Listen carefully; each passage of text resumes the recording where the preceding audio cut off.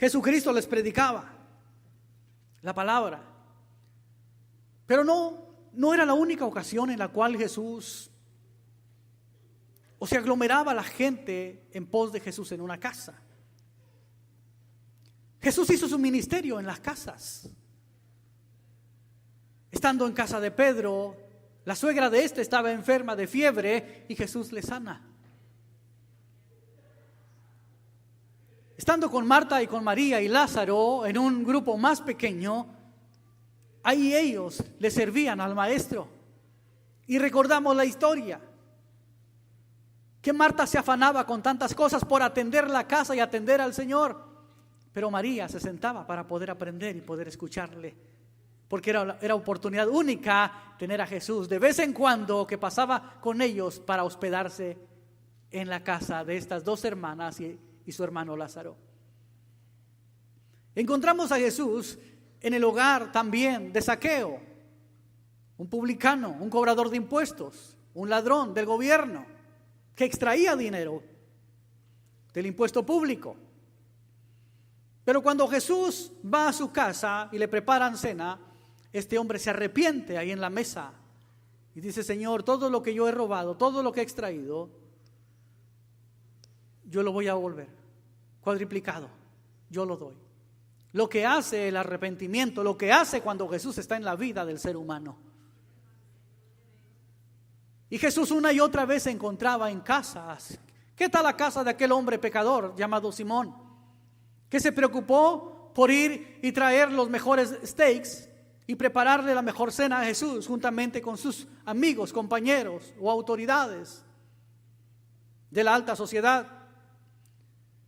Sin embargo, Jesús llegó y no le dio beso como era costumbre, no lavó sus pies, no le dio agua, no le dio nada.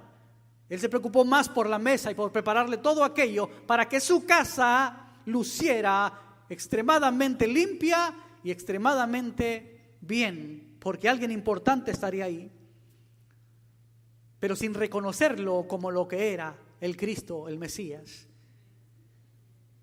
Pero Jesús en ese tiempo se prepara una gran lección para este hombre, porque enseguida, mientras estaban charlando, una mujer entró apresurada, se hincó a los pies del maestro y derramó un perfume muy caro sobre los pies del maestro, y con sus cabellos comenzó a enjuagar aquello, y llorando comenzó a enjugar tanto el perfume y las lágrimas y los pies del maestro con su cabello. Lecciones de vida tremendas en los grupos pequeños en casa donde Jesús estaba. Y aquí se desarrolla una historia maravillosa. Si usted sigue leyendo el texto en su Biblia, por lo menos en lo que hemos leído,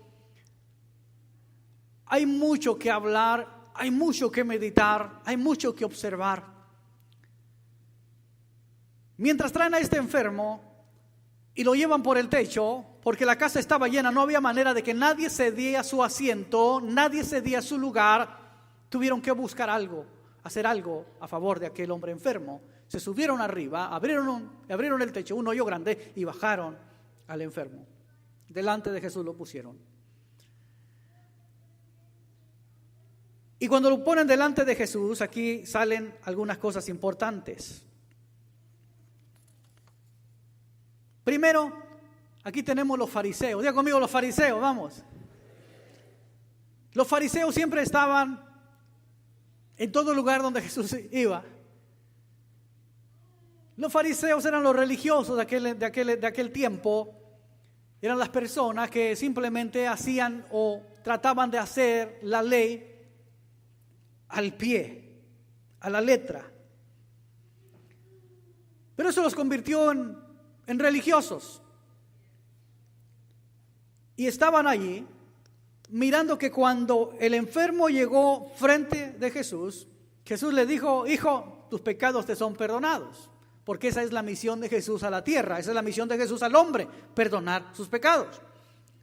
¿Está conmigo? La sanidad es consecuente, la sanidad es un favor de Dios, es una gracia. La sanidad es algo que Dios nos puede dar a todos en nuestros cuerpos. Pero de todas maneras vamos a morir. Es por eso que la prioridad del cielo es el perdón de pecados mediante el sacrificio de Jesucristo. Está la sanidad del alma antes que la sanidad del cuerpo. Aquí Jesús lo prioriza, le da prioridad a la sanidad del alma, el perdón de pecados, que para eso Él vino y murió y resucitó, para salvarnos de nuestros pecados. Entonces lo primero que Jesús dice: hijo, tus pecados te son perdonados. Se escucha el murmuro en la sala, porque los fariseos dicen: pero ¿quién es este para perdonar pecados? Solamente Dios perdona pecados. ¿Quién es este? Pero Jesús, que conocía los pensamientos del hombre y los conoce, les hace otra pregunta: ¿qué es más fácil? Según ustedes, que son muy sabios, ¿qué es más fácil? Decirle a este hombre: tus pecados son perdonados, o le levántate y anda. ¿Qué es más fácil? Se quedaron atónitos. Pues para que veas, para que sepas que el Hijo del Hombre tiene potestad sobre todas las cosas, le dijo al enfermo: a ti te digo, levántate, toma tu lecho y vete a tu casa. Y aquel hombre se levantó como si nada hubiera acontecido en su vida. No sabemos cuántos años paralítico, pero se levantó por sí solo y tomó su camilla por sí solo y salió enfrente de la multitud que no le abrió paso para entrar, ahora sí le abrió paso para salir completamente sano. ¿Sabe qué es lo que Jesús hace con nosotros? Exactamente lo mismo. Hay muchas cosas que tratan de impedirnos el llegar un domingo a la iglesia. Hay muchas cosas que tratan de impedirnos llegar a Dios. Hay muchas cosas que tratan de impedirnos a un compromiso, a un servicio a Dios. Hay muchas cosas que nos tratan de impedir, de cerrar el paso para cuando llega el día del Señor, nos desvía nuestra atención para estar en otro lugar, menos en el lugar donde Él está.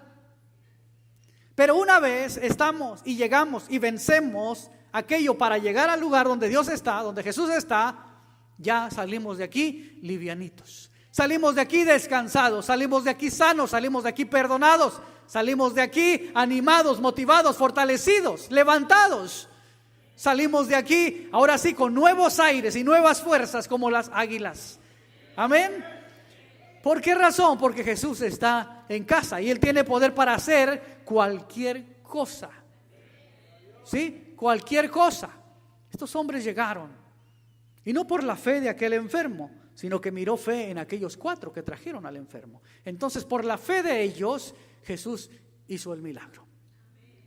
Me preguntaba yo, ¿cuántos hemos invitado nosotros a donde Jesús está? ¿Cuántos hemos invitado a la iglesia, por ejemplo? Porque nuestra fe se debe de compartir a otros. Y cuando compartimos nuestra fe en otros, es que creemos que al lugar que lo estamos invitando, Dios está. Y creemos también que lo que Dios hizo con nosotros también lo puede hacer con ellos. Si no invitamos a nadie a nuestra casa, es que algo está mal en nuestra casa. No, nos da vergüenza que vean nuestra casa.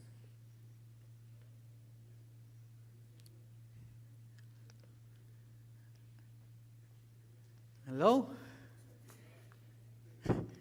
Imagínate si tú invitas a alguien para el próximo domingo. No cabemos en esta casa.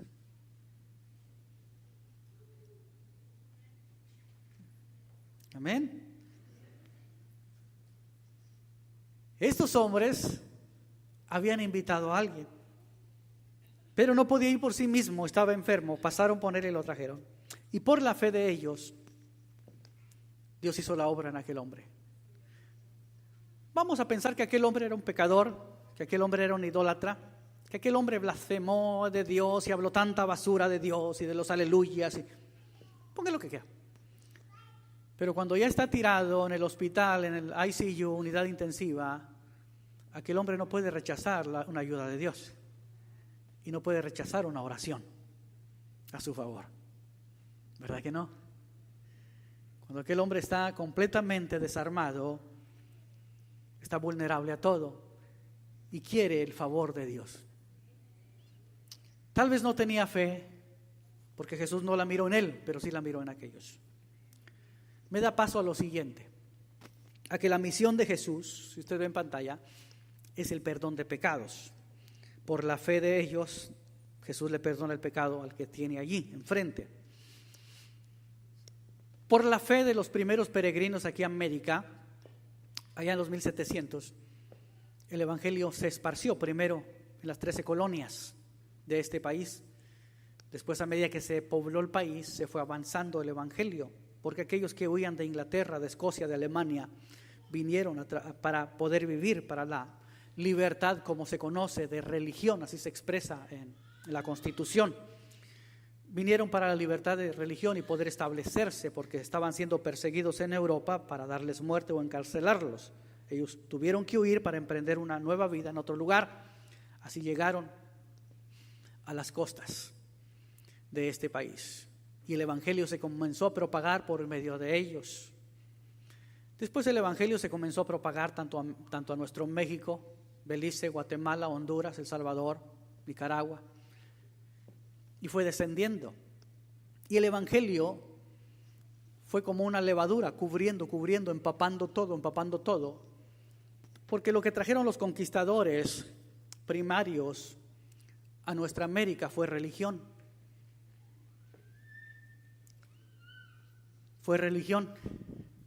Fueron dioses falsos inventados por hombres y le metieron a nuestra cultura religión. Pero llegaron estos, quienes han dado o dieron su vida para evangelizar Latinoamérica, y por la fe de ellos, muchos de nosotros estamos aquí.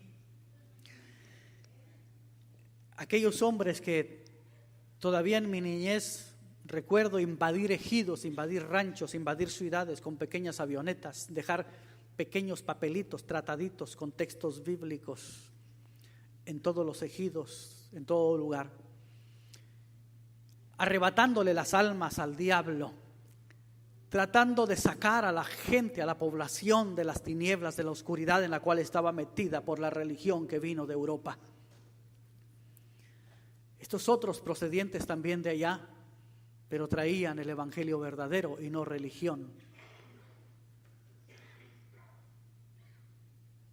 ¿Habrá alguien aquí? Y entonces, por la fe de ellos, muchos de nosotros fuimos alcanzados en nuestra niñez. No sé cuántos de aquí saben de lo que yo estoy hablando, vamos. ¿Cuántos son más viejos que yo? Ahora todos son jóvenes. A ver, alce su mano, si usted sabe lo que estoy hablando, ¿verdad? ¿Usted miró eso? ¿Cuántos miraron eso? ¿Sí? No levantó la mano nomás porque es más viejo. ¿Sí? Levante la mano si usted miró eso, vivió eso. Esa invasión de misioneros de este país, levantando obras, levantando iglesias en todo lugar, rápidamente. Y por la fe de ellos, muchos fuimos alcanzados en todos los estados de la República Mexicana. Ellos entregaron sus recursos, entregaron sus vidas, entregaron sus comodidades, entregaron muchas cosas para llevarnos la fe del evangelio, del verdadero evangelio. ¿Está conmigo? Y de ahí Dios nos salvó, de ahí Dios nos rescató. Me recordé de estos 4 que llevaron a aquel paralítico ante Jesús. Ellos invadieron nuestras tierras, pero fue con una buena intención de llevarnos el evangelio de Jesucristo, porque estábamos paralíticos, paralizados, perdidos en oscuridad, en tinieblas, en el pecado, ignorantes de las cosas de Dios, ignorantes acerca del evangelio, pero sí venerando a muchas otras cosas que no tenían nada que ver con Dios. ¿Habrá alguien en esta casa? Esa es la misión de Jesús. Cuando Jesús está en casa, es necesario que acudas a casa. ¿Por qué? Porque Él está y Él puede sanarte, Él puede perdonarte, Él puede liberarte, Él puede darte bendición hasta que sobre y abunde. Él puede resolver tu necesidad y tu problema. Solo Dios puede hacerlo. ¿Cuántos me dicen un amén? Póngase de pie, por favor. Las buenas noticias. Dios tiene buenas noticias para darnos siempre. Y la buena noticia es de que Jesús está en casa. Cada vez que tú faltas, extraña ese cantar tuyo. Sí, aunque cantes desentonado,